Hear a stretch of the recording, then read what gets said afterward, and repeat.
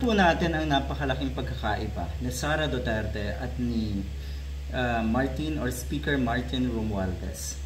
Meron parehong mensahe sa pagdiriwang nga po ng undas. Matindi ano? Sabi nga ng mga netizens, etong si Tambaloslos daw, isinama pa ang undas, idinamay pa daw. Huwag mo kaming isama rin sa gusto mong sama-samang pagdarasal. Meron kaming aming sariling pinagdarasal. Pray for yourself. Magkakaiba ang paraan ng pagdarasal natin. Yan. Yan ang nakikita natin sa nakomento ng mga kababayan natin. Ginamit pa daw nga ang undas para pagtakpan ang pagkalustay at katarantaduhan daw na ng si Tambaloslos. Sino kaya ang masama? Sino daw ang kampo ng mamamatay tao? Sino ang kampo ng manyakis na pastor? Sino ang kasosyo ng Pogo at higit sa lahat, sino ang Inday Lustay na kawatan ng kaba ng bayan? Ganyan po kalala magmalinis ang isang Sara Duterte. At kung ikaw ay naniniwala pa rin sa taong ito, sa Sara Duterte, kayo po or ikaw po ay kawawang nilalang. Maraming komento. Sa lahat daw ng pinagdadaanan nyo ngayon, deserve nyo yan. Karma is real. Kasi nga naman, tignan nyo kung ano yung kanyang mensahe. Basahin lang natin. Parang hindi talaga mensahe ng pangundas. Galit pa rin ang nasa puso na itong isang ito. Kung ikaw ay nasa gobyerno at puro galit ang ipinapakita mo sa publiko, you don't have the right. We don't deserve a leader na puro galit ang pinaiiral. Puro away, puro gulo ang hanap. Hindi ganon ang totoong leader. Sama-sama rin daw nating ipagdasal ang kapayapaan at katatagan ng ating bansa sa harap ng mga hamon, ng kasamaan, katiwalian, pansariling interes para sa bayan at kapangyarihan daw ng iilan o ng ilan. Hanggang dito sa mensahe niyo pong ito, na andun yung galit nyo sa mga kuno ay naninira sa inyo, sa mga kuno ay nanggigipit sa iyo.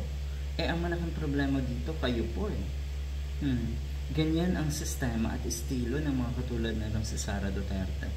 Katulad ng sinabi ko, magkaiba ang mensahe. So, isipin niyo po mensahe na may napakatinding pasaring doon sa kanyang mga itinuturing na kalaban. Sabi pa, idulog natin sa kanila ang ating pangamba at panalangin, tayo na maibsan sana ang bigat ng ating pasanin sa buhay. Pumatindi dito Tingnan natin mamaya yung mensahe naman ni Speaker Romualdez. Dahil purely tungkol sa undas yung kanyang mensahe. Wala siyang idinamay. Wala siyang pinatamaan. Wala siyang pasaring. Dahil wala naman siguro siyang dapat pasaringan. Yung isa kasi, trabaho na nila yan. Yung atakinin at pasaringan.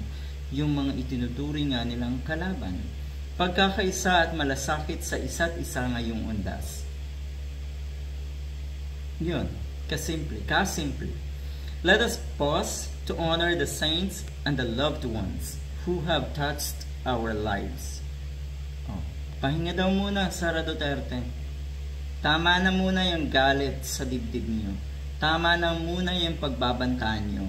Tama na muna yung siga-sigaan nyo. Siguro naman may mga namatay na kayong kamag-anak.